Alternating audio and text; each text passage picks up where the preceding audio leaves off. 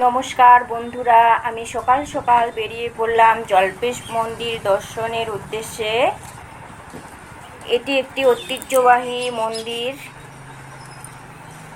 কেউ যদি এখানে আসতে চাও, প্রথমে জলপাইগুড়ি আসবে। জলপাইগুড়ির থেকে ময়নাগুড়ি থেকে 7-8 কিলোমিটার দূরে এই মন্দির অবস্থিত।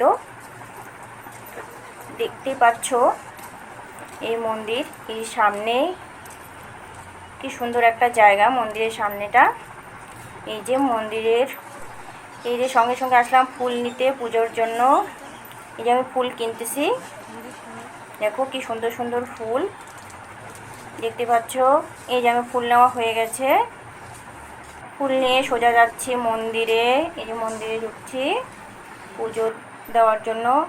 এই যে পিছনে আমাদের কুণ্ড,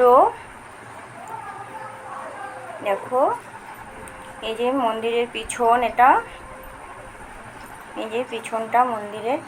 এই যে এই গেটটা দেখতে পাচ্ছ, এটা আমরা ফাল্গুনী মেলার সময় এই গেট দিয়ে ঢুকতে পারি মন্দিরে। কি সুন্দর একটা জায়গা, এখানে এসে আমার খুব ভালো লাগলো। তোমরাও এসো।